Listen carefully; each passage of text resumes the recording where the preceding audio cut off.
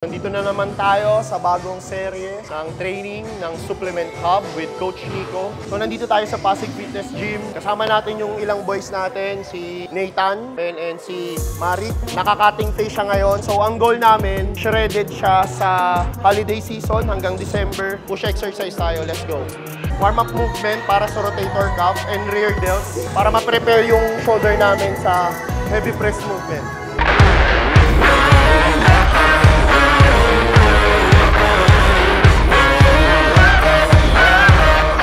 Dalawang 25 repetitions gumawa tayo dun sa rear delts para lang mag-recruit ng blood flow. Hindi kailangan ng sobrang bigat dun kasi maliit lang naman yung muscle na mag-work. Ang next exercise natin, first push exercise para sa delts is Viking press. Gagamitin natin itong V-squat machine. Push, push, push, push. Let's go. Core, core, core, core. Alright. 4. Last 2. Push, push, push, push, push, push. Nice one, good. So yun, inuna namin sa compound movement para hindi rin mawala sa katawan namin yung pag-stabilize gamit ng core. Though hindi super bigat yung binubuhat namin dito, pero mapifeel namin yung stabilizing ng buong katawan at the same time yung primary mover yung shoulders. Yun yung nag-work. Isang set pa. 3 sets lang kami dito. 1 warm-up set, 2 heavy working sets. 5, 6, last 2. Come on. One more. All the way up, Slowly.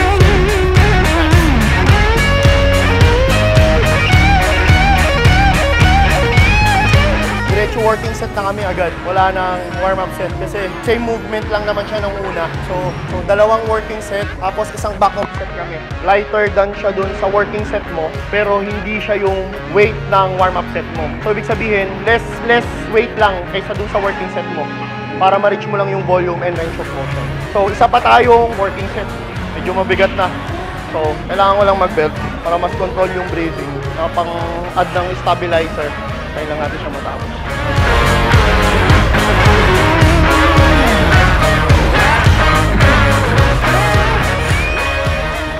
Sa mga go-compete or may plano mag-compete, approach sa training, high intensity always, yung resistance, as heavy as you can, na kaya mong buhatin.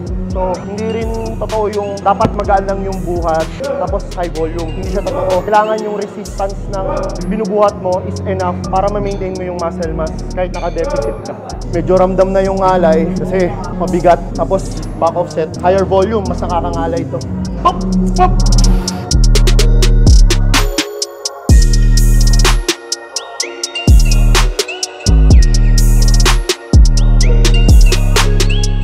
Natin, 2 heavy working set ng flat iso chest press.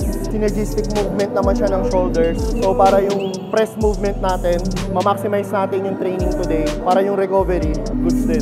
3 plates agad, 3 plates. So di na kailangan mag-warm up. Machine naman siya, so safe siya sa joints. As long as na maganda yung movement and form. Good thing dito, hindi mo na kailangan gumamit masyado ng stabilizing muscle, which is ginawa na natin siya for the previous exercise, kaya natin siya inuna. So dito, para ma-maximize yung press movement, gagamit tayo ng machine. Gagawin lang natin talaga press, heavy press.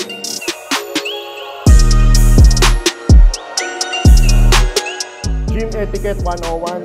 Kailangan magdala tayo ng sarili nating basahan. Before and after natin gamitin yung mga equipment, kailangan natin silang punasan. Huwag din tayo mag-iwan ng mga gamit na pinagamitan natin. GG. Huwag yung tipirin yung sarili nyo mag-hydrate. Especially, kung ganito yung environment nyo na mainit, malakas kayo magpawis, malakas kayo uminom ng tubig, plus kailangan cautious kayo sa electrolyte intake nyo. Sa sodium intake, magnesium intake, potassium, everything. Kasi pag wala yun, bagsak yung performance nyo. Imbis na bodybuilding, body destroying ang mapupunta sa inyo.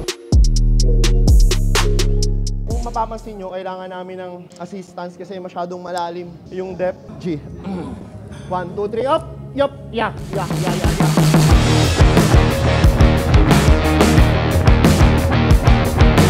Siyempre, clean as you go. Sa lahat ng coaches, athlete, tsaka gym goer, challenge sa inyo to.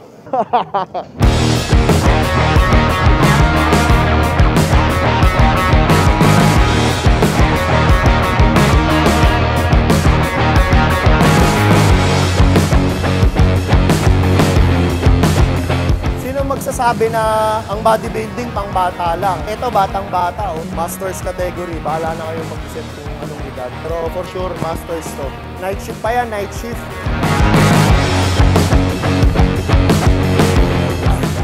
Woo! Na. Herbal lang. Respect natin yung mga area na bawal mag-vape. At least dito, hindi tayo nakaka-violate ng rules ng place. Third set of 12, medyo ramdam na talaga yung fatigue sa lahat ng pushing muscles. So, syempre, hindi pa naman fail, pero push natin, close to failure. Let's go. Wala na, puno na, ayaw nang gumalaw.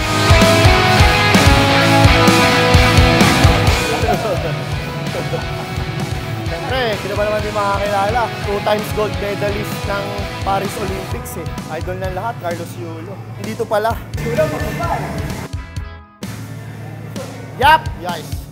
Yun oh! Kailangan may ganun oh.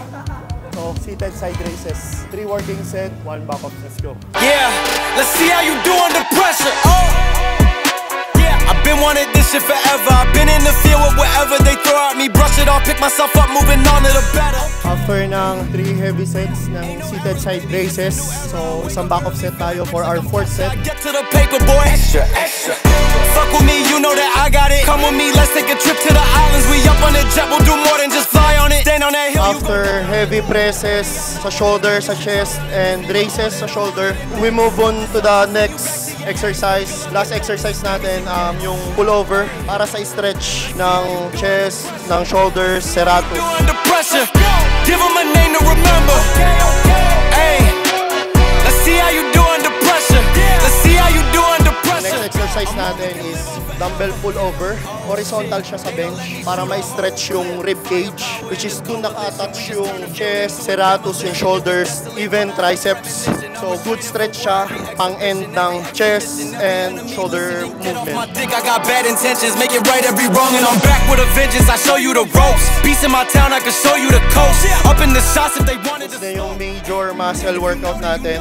Doon tayo sa accessory muscle na ginamit din natin siya push, which is yung tricep. Meron tayong 2 exercise lang na gagawin. Yung standing cable, tricep extension, at saka tricep push down. 3 sets lang na I think 12 to 15 reps. That's it. Go and try your luck. Test me in again, we let it rain. Please don't start us up. Got that black and white, that yin and yang. Mr. Officer, please don't search us, we don't got a thing. Tell her park it up, then that ass be poking out them jeans up and sparking up. Like the fireworks, I keep the flame. Heard you barking up. Push workout namin, workout namin is shoulder, chest, and triceps. So yung isa nating kasabay, si Marik, papasok na siya sa work. Actually, pag ganitong oras, nag-start pa lang yung araw niya, then night shift siya. So ako naman, after naman nito, pupunta naman ako sa ibang gym sa Mandaluyong para mag-conduct ng another session sa mga clients. Ganun talaga kung hindi mo gagawing priority yung fitness, walang mangyayari sa physical and mental health mo. Ito pa, yung isa nating kasabay mag-workout, si Nathan, actually galing pa siya ng Malabon, taga Malabon siya. So pumunta siya dito sa Pasig para lang makakuha ng magandang input at saka makapag-training ng maayos. Sa mga nagtatanong ng comeback ko, siguro next year, susolidan natin yung prep. So sa ngayon, nasa stage tayo ng off-season, which is nagiging tayo ng quality dense of muscle para pag nag-shred tayo next year, siguraduhin ko sa inyo na hindi ko kayo mapapahiya, mas quality and mas kaabang-abang. Try your luck, test me in again, we let it rain. Please don't start us up. Got that black and white, that yin and yang. Mr. Officer, please don't search us, we don't got a thing. Tell her park it up.